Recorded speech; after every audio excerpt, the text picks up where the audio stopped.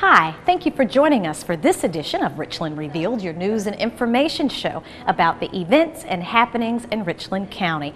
I'm your host, Stephanie Snowden. Coming up on this show, a new program at the Alvin S. Glenn Detention Center is changing inmates' life. I'll tell you more coming up. We have two new Richland County Council members. Stick around and we'll introduce you. And our very own Justin Martin gives us an update on the new additions to the Richland County Recreation Commission. All this and much more on this edition of Richland Revealed.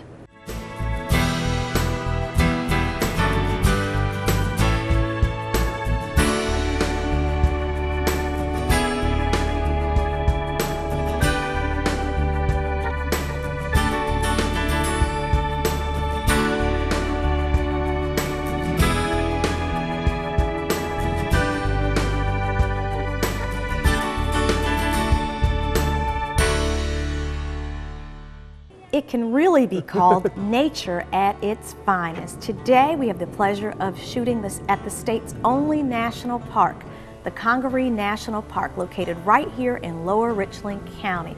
It's the perfect place for a nice hike or bird watching year-round, and is home to some of the most beautiful and largest hardwood trees in North America.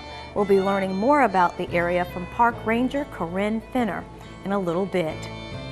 And speaking of trees, the Richland County Conservation Department planted a Chinese elm at the County Administration Building in honor of Arbor Day. They also visited Forest Lake, J.P. Thomas, and Pontiac Elementary Schools to plant trees and teach children about their utmost importance. And in honor of Earth Day 2013, the Richland County Soil and Water District is offering a series of conservation-themed awards for Richland County students, teachers, administrators, and school projects. There are several categories that can be applied for, and it's a good opportunity to strut your love of the environment. For more information, you can visit our website at rcgov.us. We're here at the beautiful boardwalk at the Congaree National Park, and as you can see, the trees haven't fully leafed out yet, but in just a matter of a few weeks, they'll be full of bright green leaves. And speaking of leaves, the folks at our detention center are working with detainees there, hoping to help them turn over a new leaf.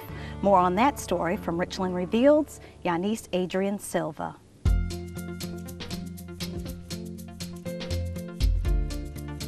The inmates participating in the Turning Leaf project at the Alvin S. Glenn Detention Center celebrate their first graduation after completing the program. Amy Barch, founder of the Turning Leaf project, tells us what makes this program one of a kind. I founded the Turning Leaf project to address the many needs that the incarcerated population has. You know, our belief is that it's in the best interest of all community members, and not only people who are incarcerated and their families, to provide these folks with the tools that they need to make good decisions when they get released. You know, overwhelming majority of people in jail and prison are going to be released back in our community. So it's really in our best interest to make sure that they have the tools that they need to make good decisions and reduce contact with the criminal justice system. We did role-playing. The role-playing activities really helped us break down the failures that we have in communication with others and the things that we let push our buttons. Don't get angry. You cannot change people. You can change you. When Miss Amy brought the victims in class, it scared me because it was like looking in the eyes of my own victims. We got to learn a lot about them and their families and the troubles they are facing. Councilman Seth Rose explains how the project was brought to Richland County and why it is so important for the community to get involved. Today is an exciting day because we were able to bring an initiative from Charleston that had been very successful to Richland County. This is a way, you know, fighting crime is not just about beefing up law enforcement. We need to do things at the grassroots level. We need to have exciting projects for our kids, you know, children that are at risk, and also target the individuals who are getting in trouble with the law. And that's what this project is about. Demonstrating to them the impact that crime has on victims, their family, and the community. We worked on our attitudes, we examined our beliefs, and we had to follow through with the work. Before taking this class, I had no concern or awareness that my actions would cause such emotional and personal impact on victims of crime. Life is very valuable and it's very unique, and it can be permanently and irreparably altered just in an instant. The Richland County Alvin S. Glenn Detention Center plans to continue to bring a positive change to the lives of many in our society as more inmates turn their lives around with the Turning Leaf Project. I'm Yanis Adrian Silva for Richland Review. And from turning over a new leaf to making sure we're taking care of our pets. Joining us in the Richland Revealed studio is Ms. Bernice G. Scott, and she's quick to tell you that the G stands for the goodness of her heart. Ms. Scott is a long-time Richland County Council person and retired several years ago from council. She's also a board member of the Palmetto Lifeline, a no-kill facility that is based in Lexington County and is a joint venture between Richland and Lexington counties, and she was very instrumental in making sure that we have that facility and that we care for our pets. Thank you so much, Ms. Scott. Thank you so much for having me, Stephanie. All right, well, let's get right down to it. We're here in beautiful Lower Richland County at the Congaree National Park, and of course this is one of our most rural portions of the county, and one of the largest undeveloped land masses in the whole county. So we've got a lot of critters and dogs and cats and animals roaming, but there is such a thing as too much of a good thing, right? It is, especially when you have your house pets. We're going to have to make sure that our house pets are taken care of. And so for Eastover and Gadsden, there's a grant that Palmetto Lifeline has established for free spaying and neutering? Free, F-R-E-E. For Gadsden and Gadsden and Eastover. And the number to call is 465-9100. 465-9100. And it's free. And then countywide, during the month of February, you'll be able to spay and neuter your cat at a cost of $20. And that is countywide. All right, so we got that. What's the number again for people?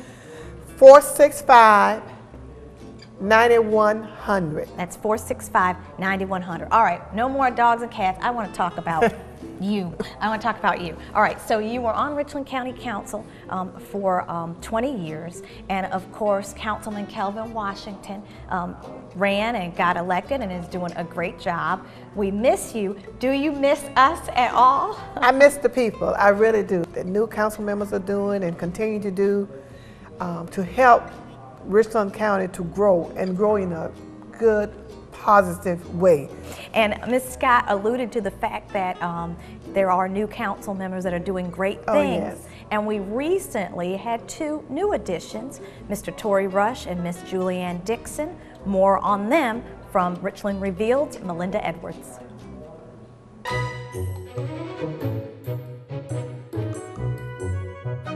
On January 8, 2013, Richland County held an inauguration ceremony for 6 council members.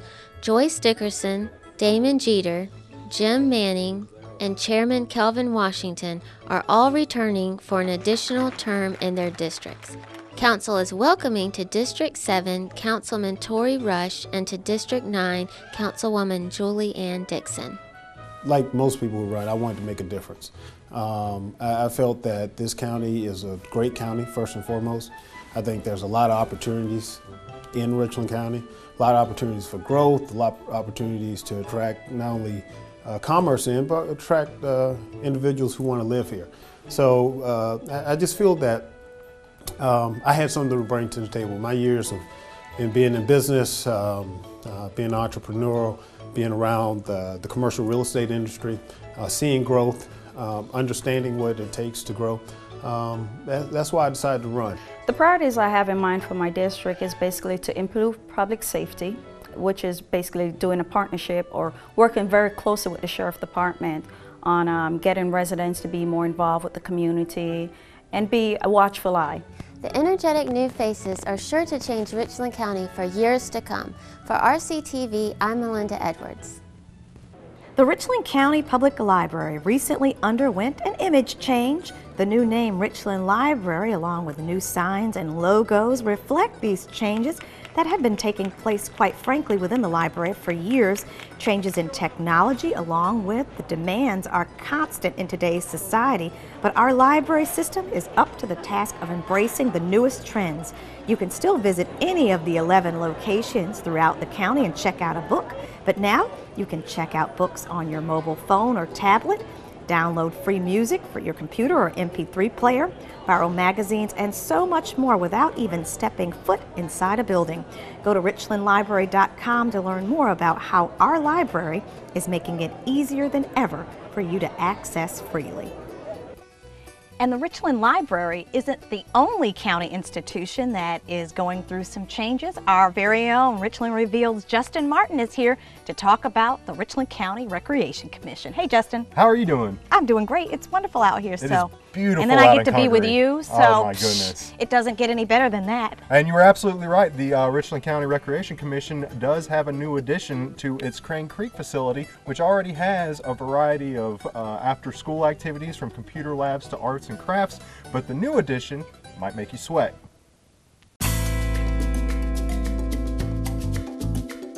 In 2008, Richland County Recreation Commission purchased the old, vacant, and vandalized Crane Creek Elementary building and renovated it into a community center. Since the updates, the center has provided a wealth of programs to neighborhoods in the area. And in 2008, we secured and had the grand opening for the Crane Creek Community Center. We have various programs that are available there, but as we looked at what we were doing in the community center, there was not enough there to take care of the youth and seniors and adults in our various communities. The addition of a brand new gymnasium will add activities. Recently had its grand opening. Some of our beginning programs will be hot shot basketball, 3 to 5 year old basketball. Those are the ages where we actually teach the kids the fundamentals of the game. We want to get them started young, so that way we can bring them through the ranks and we can actually start building our own community league over here, which will be the Crane Creek Basketball League. And that's really a dream that I had. Also, we're going to do indoor soccer as well. Our indoor soccer program is just like the basketball program. We want to actually bring the kids in and take them up to ages 13 and 15 from ages 3 to 5. We want to actually just get them all in, get them grounded. The surrounding community will now have access to this facility. But if you don't live in the Crane Creek area, don't feel left out. The Richland County Recreation Commission has 41 facilities across the 700 square miles of Richland County, from Eastover and Hopkins and Kaufman Road all the way up to Ballantyne, Friars Gate area. So we reach everyone in Richland County. We offer a variety of classes, programs, activities for young and old. You can go to richlandcountyrecreation.com. That's our website. You can find a list of all of our facilities, find out about our after-school program, our summer camp programs, as well as during the summertime, our aquatic centers and our golf course, Linrick Golf Course. Our facilities bring communities together to enhance the lives of every generation. And from recreation to, ta-da, recreation, we're out here on the boardwalk and it is just so beautiful. Ranger Fenner, thank you so much for being here. You're welcome. We appreciate it. I want to have one of these outfits. I know that I can't, I know that I've got to learn a lot and know a lot to actually do this, to actually become an official park ranger, but we so appreciate you being here. Yes, and thank taking you. the time. So let's get right to it. What makes this park so special? I mean, I've been here several times and it just always, the beauty and majesty always just blows me away. Congaree National Park has been preserved and protected because it's the largest remaining tract of old-growth bottomland hardwood forest, also called old-growth floodplain forest. So there were millions of acres like this forest throughout the southeast, from Virginia down into Florida and over to Texas. Millions of acres just like this. And they were logged out for the bald cypress tree. Yeah, can't you feel it?